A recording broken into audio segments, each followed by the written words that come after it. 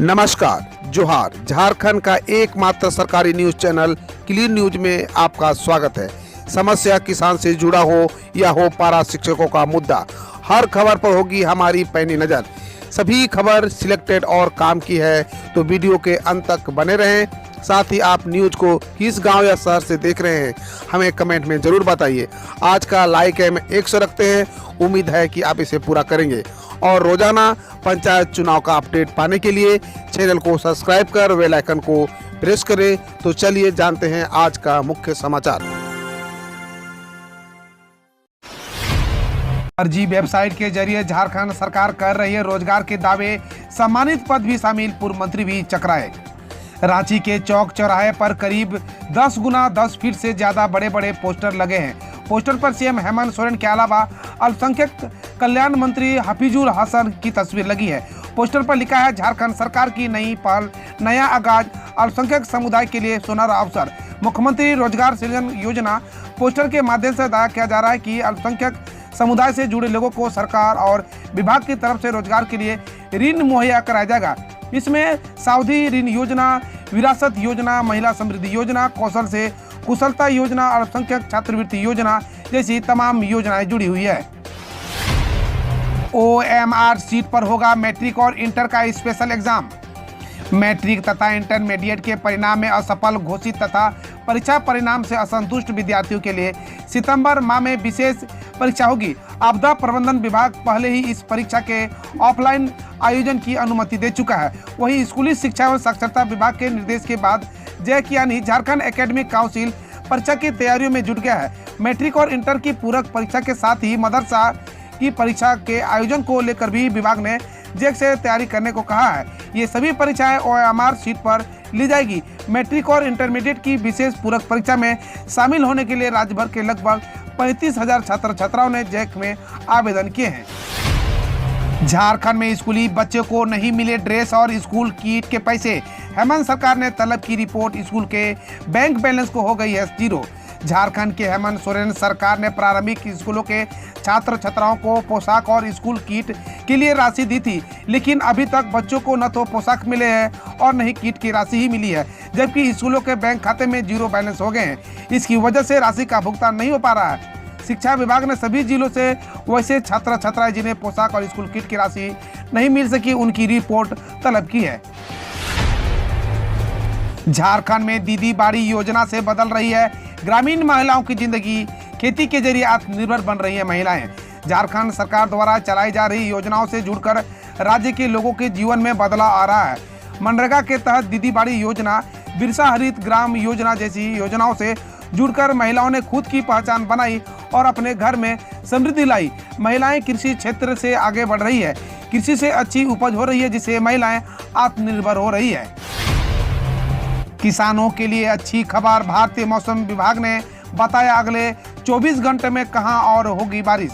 भारतीय मौसम विभाग की ओर से जारी रिपोर्ट में बताया गया कि अगले 24 घंटों के दौरान उत्तराखंड, उत्तर प्रदेश की तलहटी, बिहार, उप हिमालय, पश्चिम बंगाल, सिक्किम, असम, मेघालय और अरुणाचल प्रदेश में भारी बारिश के साथ हल्की से मध्यम बारिश के साथ कुछ स्थानों पर भारी बारिश संभव है। पूर्वोत्तर भारत, अंडमान और निकोबार द्वीप समूह, शेष उत्तर प्रदेश, हिमाचल प्रदेश, पूर्वी मध्य प्रदेश, झारखंड, केरल और तमिलनाडु में हल्की से मध्यम बारिश होने की संभावना है।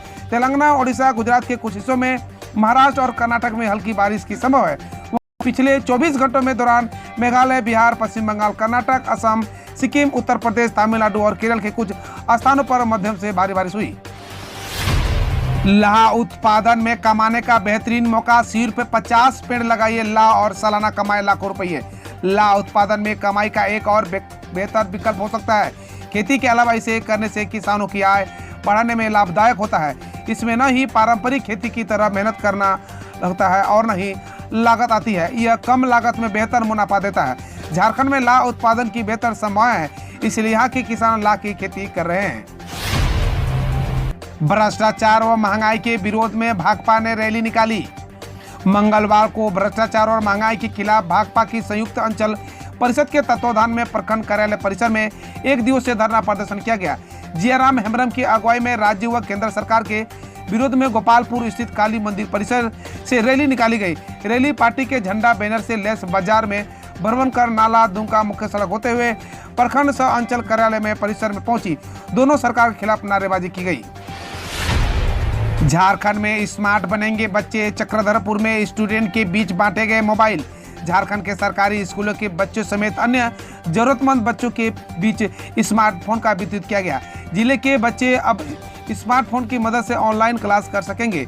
झारखंड पुलिस ने बच्चों की शिक्षा से जोड़े रखने का बेहतर प्रयास किया है। इसी कड़ी में पश्चिम सिंहभूम जिला अंतर्गत चक्रधरपुर क्षेत्र में लगभग 45 स्कूली बच्चे के बीच स्मार्टफोन का वितरण किया गया।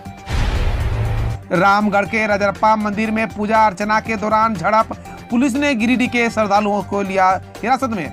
झारखंड के रामगढ़ जिले में प्रसिद्ध सिद्धपीठ रजरप्पा स्थित छिन्नमस्तिका मंदिर में लॉकडाउन व कोरोना को नजरअंदाज करते हुए इन दिनों काफी संख्या में पूजा अर्चना के लिए श्रद्धालु पहुंच रहे हैं। इसे देखते हुए पुलिस प्रशासन के द्वारा श्रद्धालुओं को वापस लौटा दिया जा रहा है, लेकिन कुछ श्रद्धालु पूजा अर्चना किए बिना वापस नहीं लौट रहे हैं। इस दौरान श्रद्धालुओं और पुलिस के बीच झड़प के बाद धक्का मुक्की हो जाती है। मंगलवार को यह भी स्थिति यहां देखने को मिली।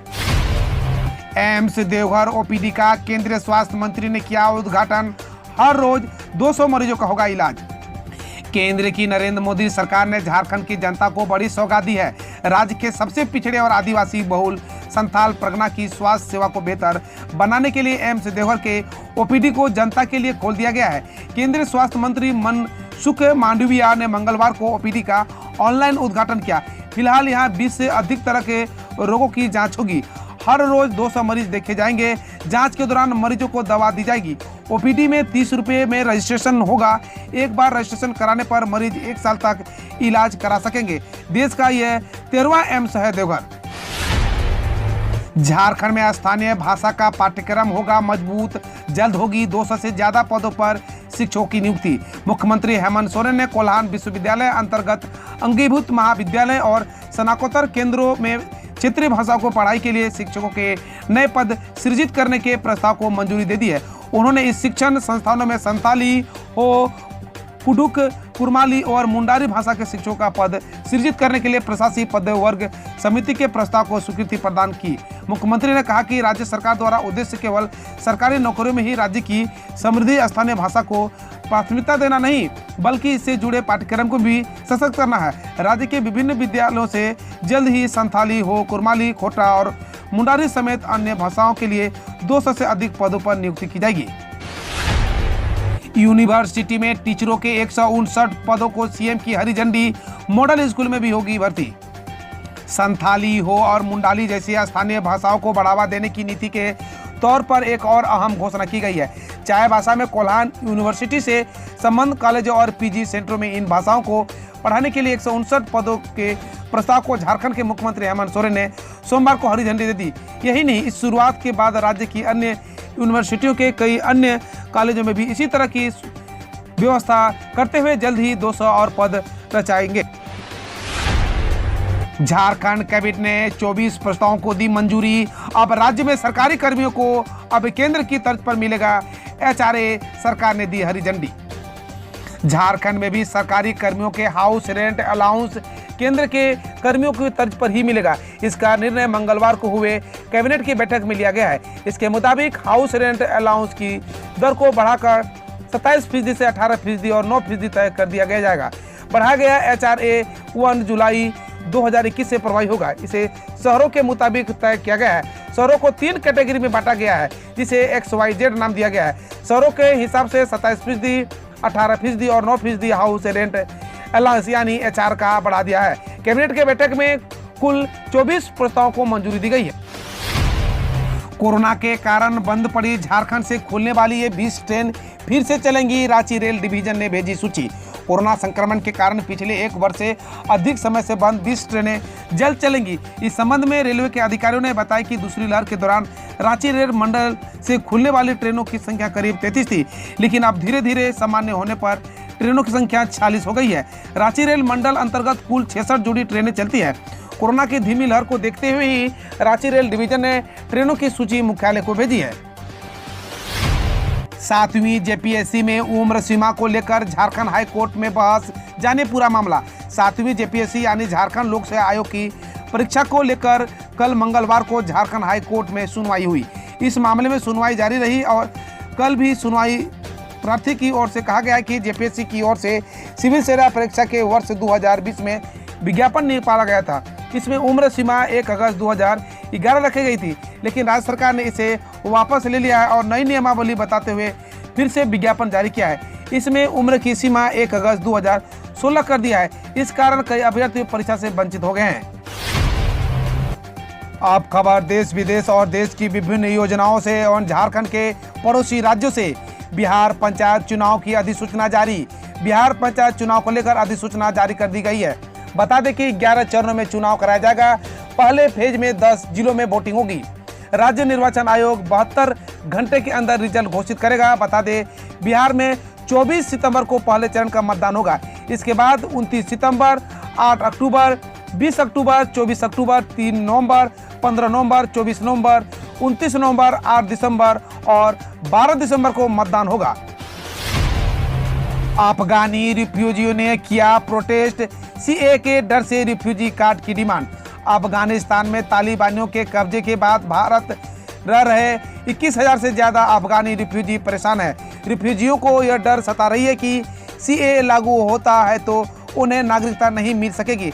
ऐसे में सोमवार को सैकड़ों की संख्या में अफगानियों ने दिल्ली स्थित United Nations high commission for the refugees के सामने प्रोटेस्ट किया और रिफ्यूजी कार्ड की मांग की ताकि उन्हें दूसरे देशों की नागरिकता मिल सके।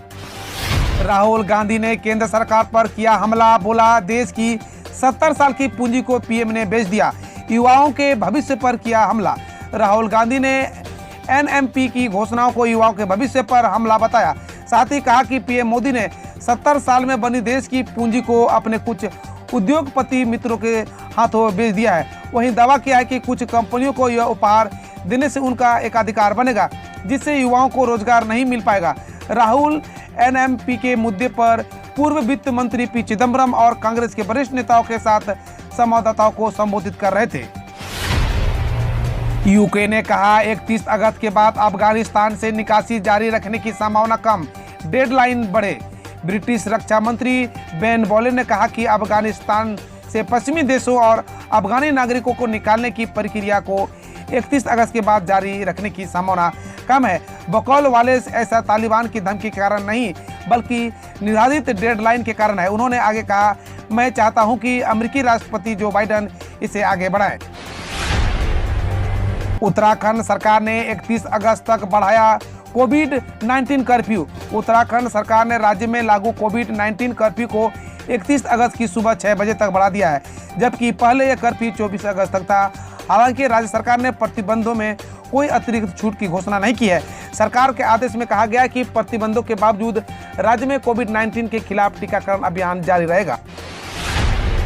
नए टेक्स्ट पोर्टल को लेकर वित्त मंत्री सीतारमण ने इन्फोसिस से गहरी निराशा जताई। वित्त मंत्री निर्मला सीतारमण इनकम टैक्स के नए ई फाइलिंग पोर्टल में खामियों को लेकर सोमवार को इन्फोसिस के सीईओ सलील पारेख से मिली और उसे लेकर गहरी निराशा व्यक्त की। उन्होंने कहा कि ये खामियां 15 सितंबर 2021 तक दूर हो जानी चाहिए। पारेख ने कहा कि इस प्रोजेक्ट पर 750 से अधिक टीम मेंबर्स काम कर रहे हैं। पश्चिम यूपी में डीजीपी का नया प्रयोग। दरोगा जी कहा नहीं होगा इंतजार, सिपाही भी करेंगे जांच। पश्चिम यूपी के पुलिस महकमे में सिपाही और हेड कांस्टेबल की जिम्मेदारी बढ़ने वाली है। इन्हें अब शिकायतों की जांच और छोटे मुकदमों में सबूत जुटाने का निर्देश दिया जाएगा। डीजीपी ने मेरठ में हुई समीक्षा बैठक के दौरान यह आदेश दिया था। यह निर्णय लंबित मामलों में जल्द निस्तारण के लिए लिया जा रहा है। यूपी के सरकारी कर्मियों के लिए बड़ी खुशखबरी। महंगाई भत्ता देने के प्रस्ताव को सीएम योगी आदित्यनाथ ने दी मंजूरी। उत्तर प्रदेश के 28 लाख सरकारी कर्मचारियों और पेंशनरों के लिए बड़ी खुशखबरी है। राज्य कर्मचारियों और पेंशनरों को 1 जुलाई से 11% की बड़ी दर से महंगाई भत्ता और महंगाई राहत देने के प्रस्ताव को मुख्यमंत्री योगी आदित्यनाथ ने मंजूरी दे दी है। 11% वृद्धि के बाद कर्मचारियों के लिए डीए 28% हो जाएगा। लगभग 16 लाख राज्य कर्मचारी और 12 लाख पेंशनरों को इसका फायदा मिलेगा। जुलाई के बढ़े डीए का कैरियर कर्मचारियों के जीपीएफ खाते में जाएगा। शहर में गड्ढे करने 2 कंपनियों को 65 करोड़ दिए। भोपाल शहर की सड़कों पर गड्ढे करने के लिए नगर निगम के अधिकारियों ने टाटा इंजीनियरिंग और अंकिता कंस्ट्रक्शन को लगभग 65 करोड़ का भुगतान किया। ये दोनों कंपनियां भोपाल शहर में सीवेज पाइपलाइन और कोलार पाइपलाइन को शिफ्ट करने का काम कर रही है। टेंडर की शर्त में है कि सड़क खोलेंगे तो उसे वापस बना देना।